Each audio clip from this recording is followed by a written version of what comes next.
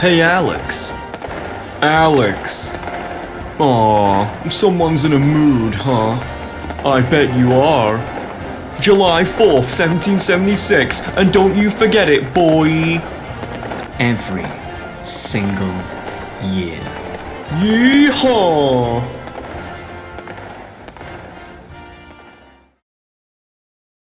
Now, I don't know when you're watching this, dear viewer, but at the time of recording, it has just been the 4th of July.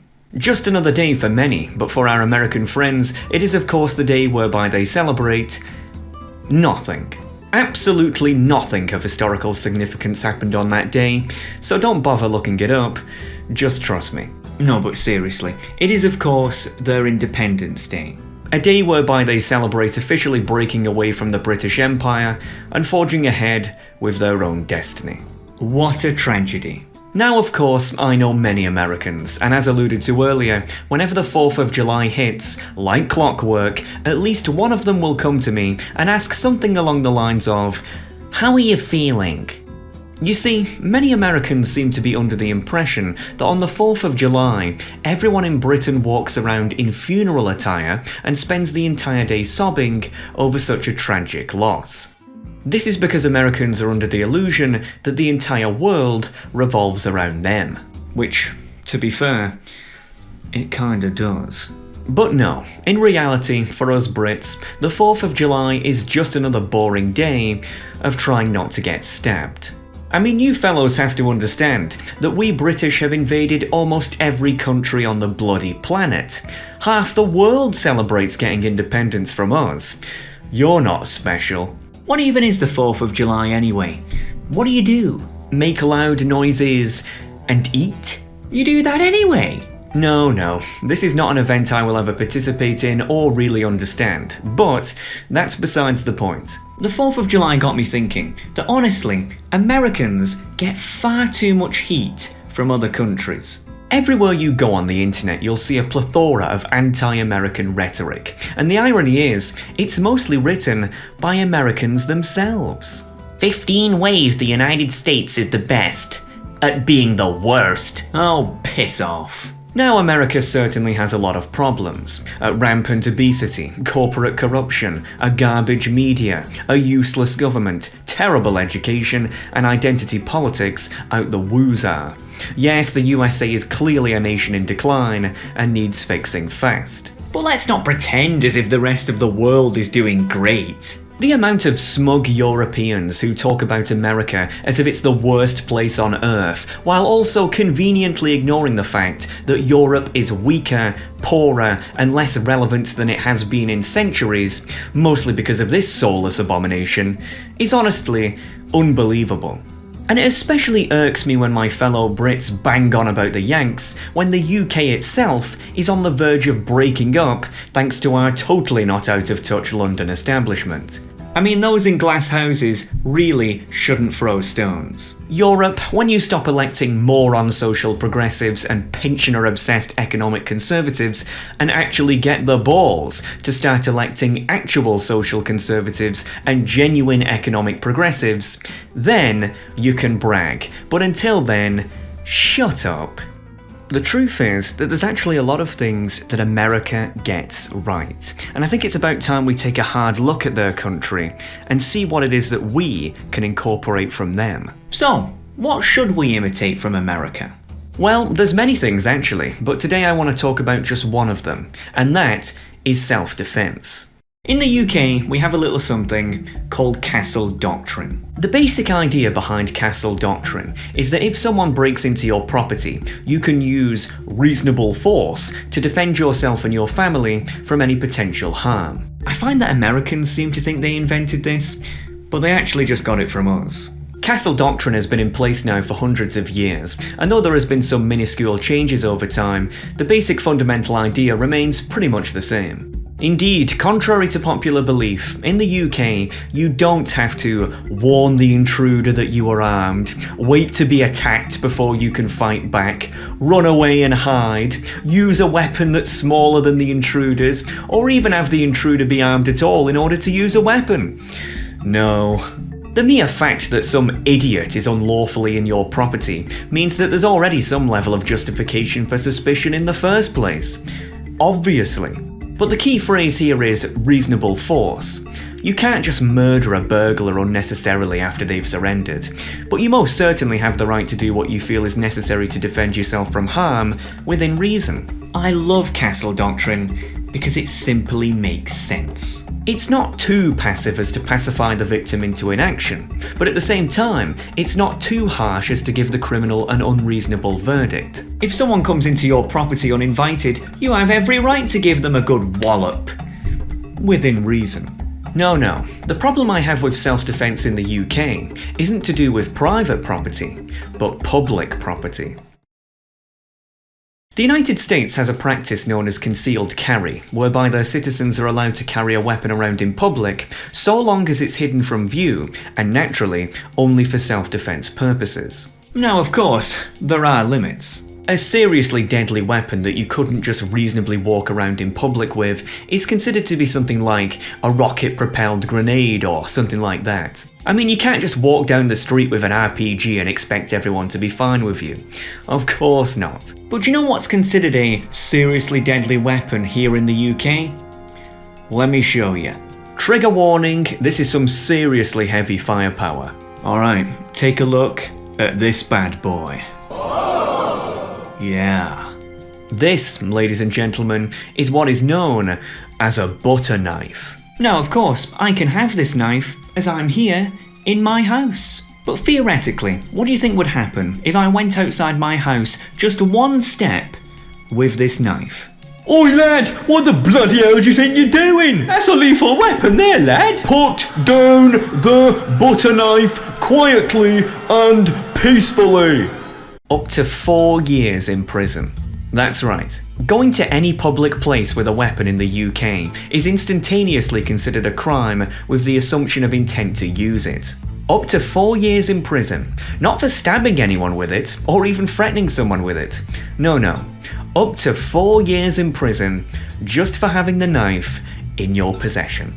I'm not making this up. There is no concealed carry, as there's simply no carry at all. This, in my opinion, is absurd. And to prove this point, I'd like to read this ridiculous farce. An American man asked a forum a very simple question. What is the best self-defense weapon in the UK? In response, a British man says, Are you from the USA? In Europe, we don't leave the house in fear of being attacked. Speak for yourself. I've lived in London. Every time. For almost 20 years, and in some rather rough areas. I was mugged once by 2 guys who wanted my wallet. They claimed to have a knife. I wasn't interested to find out if they did. I gave them my wallet and called the police, who arrived within minutes. It cost me £15 and a little hassle. On another occasion, I was attacked by a gang. I ran and hid some more. They chased me for just under an hour until I lost them. I called the police. They arrived in minutes. If I had a knife and believed it may be worth using, I may not be here now. If we lived in a society like the US, where there is a mini public arms race, then if the average Joe carries a knife, the criminals carry a machete. So the public carry guns, and so do the criminals. All that does is increase the chance of someone getting shot. Get over the hero notion. This isn't Hollywood. Give them what they want. Run, hide, call for help. Live a little longer.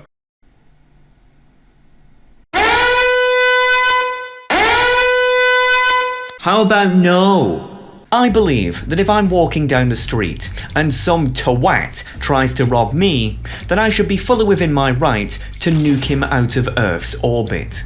The idea that law-abiding citizens carrying weapons would somehow increase crimes is ludicrous.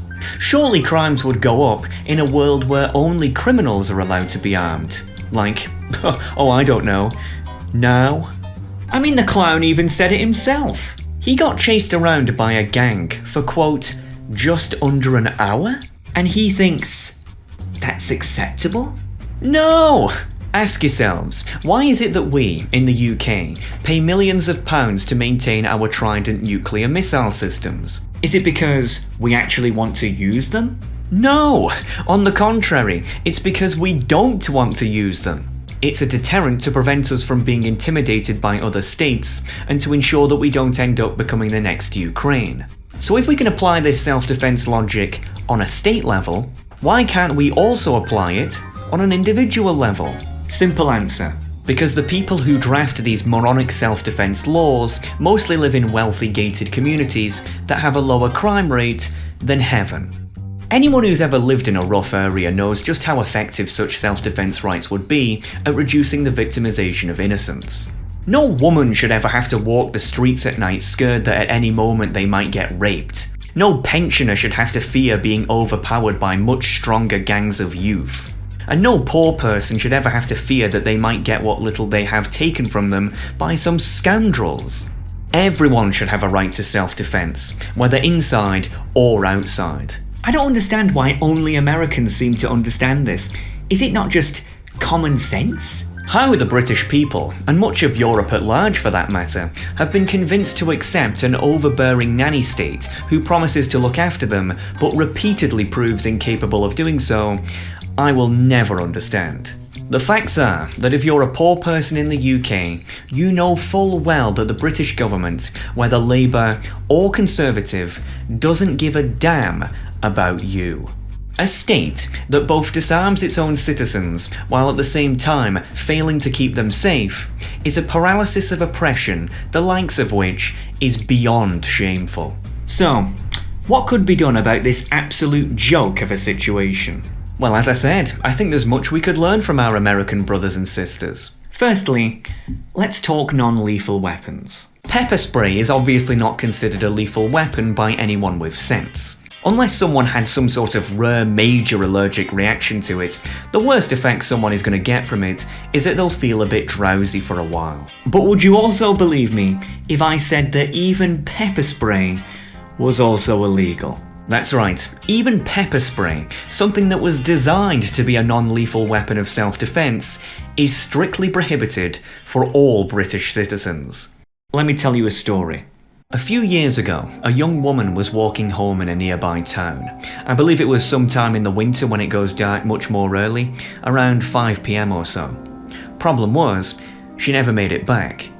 Naturally, she was reported missing by her parents, and search helicopters were scouting over the area at night to try to find her as a result. Not too long later, her corpse was found. As it turned out, a very mentally ill bloke who was moderately known in the area raped her and then killed her, whereby he then hid her corpse somewhere nearby. Now, obviously today the man is in prison and, at least on paper, justice has been served. But, and this is a bold statement, I'd go so far as to say that it wasn't just that man who killed that woman. I strongly believe that whenever a woman in the UK is raped or murdered in a similar fashion to that poor girl, that the British government has to be considered somewhat complicit in it. Because ultimately, it is them who have prevented the women of this country from defending themselves from such attacks. Newsflash, garbage Hollywood movies aren't real life. The facts are that men are far, far more physically powerful than women. The police aren't available here, there, and everywhere all of the time. Thus, there is no moral nor practical justification why women, and men for that matter, can't have the ability to defend themselves with such a non-lethal weapon. Because the chances are that if this lady had some pepper spray on her when she was attacked, she'd probably still be alive right now. But that's not her fault, that's these clowns' fault. This puritanical zero tolerance when it comes to self-defense almost makes the UK look as if we're trying to serve criminals. Then again, considering we're ran by them, that wouldn't exactly be much of a surprise. But let's pretend for a moment that we weren't ran by a bunch of self-serving Etonian imbeciles, but instead actually had a government who cared about the people. What is it that they would do? Very simple. The legalization of pepper spray and all non-lethal weapons for self-defense purposes via reasonable force across the entirety of the UK for all citizens who are 18 or over, have no criminal record and aren't a complete nut job is simply common sense.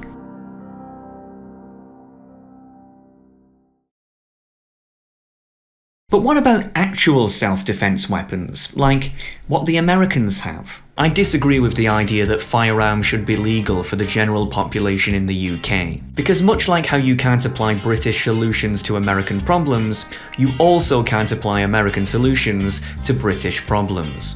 Guns are, fundamentally, killing machines. They serve no purpose other than that explicit role. I defended the Americans' right to bear arms because 1. It's a fundamental part of their nation's foundation, and 2. Because they couldn't get rid of them even if they tried.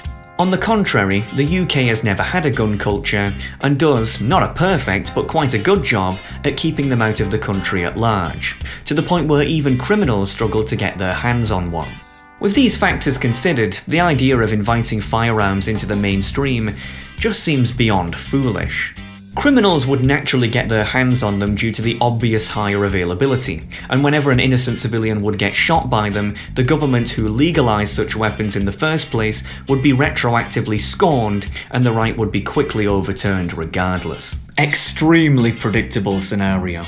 On the contrary, however, everyday items such as knives, screwdrivers, and hammers will never be legislated into illegality by their mere existence alone, because their primary purpose isn't to harm. They're always going to be items in circulation, and thus always going to be easily available to criminals. Therefore, there is certainly an argument to be made that allowing citizens to conceal such, primarily as a self-defense deterrent, should, in fact, be allowed. Alex, I'm not so sure about that one. I don't see how increasing the amount of weapons is going to possibly reduce crimes. This sounds like a terrible idea. I don't want to live in a country where people are armed. Well, that's because you're a moron! Oh! You really have to understand the psychology of the common criminal. Criminals use knives, not necessarily because they actually intend to use them, but to merely intimidate people into giving them what they want. By arming citizens in tandem, however, they lose their primary bargaining chip, and thus are overwhelmingly likely to retreat. Ask yourself, what's the chance of a criminal, 1, risking a 25-year life sentence over murdering someone they don't even know, or 2, risking getting killed themselves by the person they aggressed? Extremely low. Arming citizens is a fantastic deterrent, not to just prevent crimes in the moment, but to prevent people from being inspired to become criminals in the first place. But if I know the British people, then I know that this approach simply wouldn't be appreciated everywhere, and thus, here's my proposal. Categorise the country into 2 distinct zones: low crime zones and high crime zones. Low crime zones are obviously quite prosperous places, whereby the idea of self-defense is seen to be absurd, because probably the only thing there to defend yourself against is a seagull. On the other hand, high crime zones are places where Grand Theft Auto is taken as a life manual, and fathers may as well be considered an extinct species. Whether or not your area was classified as high crime or low crime would depend mathematically in comparison to the rest of the country's crime rate. If you're curious to know whether you live in a high crime area, then take a look at this. If you recognise 5 or more images on an almost daily basis, then, I'm very sad to say, you do. For the people in high crime zones, evidently, the state has failed them, and thus, in the meantime, so long as they're 18 or over, have no criminal record, and aren't a complete nut job, then they would have the right to be able to conceal and carry everyday items such as knives on their person to use primarily as a deterrent for self-defense purposes. This way, people who live in out-of-touch gated communities don't have to worry about a sudden influx of unnecessary weaponry flooding their oh-so-precious neighbourhoods. But, for people who live in places that actually need them, they now have a deterrent as a means to defend themselves, mostly so they won't get chased around by yobs for just under an hour. Now of course, high crime zones aren't intended to stay that way forever. It's a designation of shame. The top priority for the residents and the local government of such places would of course be to get the crime rate down so that they become low crime zones. Self-defense is certainly a good temporary bandage to assist in this plight in the meantime, but really, it still isn't getting to the root of the problem. But what is the root of the problem? What are the actual causes of crime? Well, as mentioned earlier, championing dysfunctional social progressivism in tandem with selfish economic conservatism is a pretty good way to raise the crime rate pretty fast. But that's a rabbit hole that I'll go down at a different time. For now, I just wanted to point out the hypocrisy. Isn't it ironic how all our high-ranking politicians go around with a harem of bodyguards, or, in the case of the royal family, actually have their own privately trained army, both of which you, the taxpayer, actually pay for? Meanwhile, when it comes to your own self-defense, you're not even allowed to use a butter knife. What does that say about this country? It says that if you aren't a part of the cosmopolitan elitist overclass, that your life, the lives of your friends, and perhaps most importantly, the lives of your family, simply don't matter. I agree that in a perfect country, self-defense would never be required. But we don't live in a perfect country. On the contrary, we live in a country that is blatantly in decline due to innumerous terrible decisions. It really is time for the state to stop this puritanical idealism and get pragmatic. You can laugh at the Americans for many different reasons, but this is an issue that they get dead right and we get dead wrong. A government is meant to empower its people, not the other way around. Self-defense should never be considered an offense. The facts are that this country requires a complete and utter reimagining. You know, it's so funny, I'm saying the UK is a joke, and right now, as I make this video, what's happening? The Prime Minister's resigning. I mean, this country is going to the dogs. Alright folks, I hope you enjoyed that. I must apologise by the way, I haven't really been uploading lately. I've been a bit ill, truth be told. Yeah, I don't know what it is, I've just felt very lethargic, very fatigued lately. I think it's something to do with the weather. You know, it's recently turned summer at the time of recording, and it's one of the rare times where we in Britain actually get to see this mythical creature called the sun. So yeah, I'm still getting used to it, you see. I'm gobsmacked. But yeah, I'm curious, what do you think about self-defense laws in the UK? And I'm especially interested to hear from my fellow Brits on this one, because honestly, I think it's a joke. I think it's an absolute joke. I can understand why some people might not want people to carry knives. Okay, sure, I can understand that. It might cost the NHS a fortune. But pepper spray? Non-lethal weapons? Why? What moral justification is there? I think this country's a joke when it comes to self-defense. I think it's one of our biggest shames.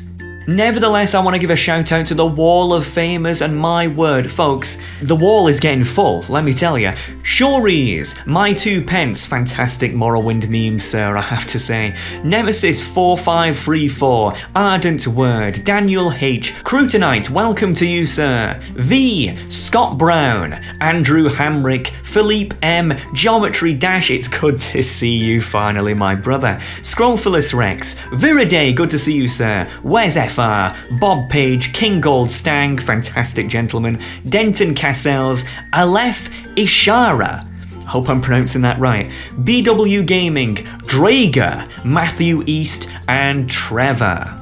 My word folks, if the Wall of Fame keeps growing as it is, it's going to get to the point where half my videos is me reading names. I wouldn't complain, honestly.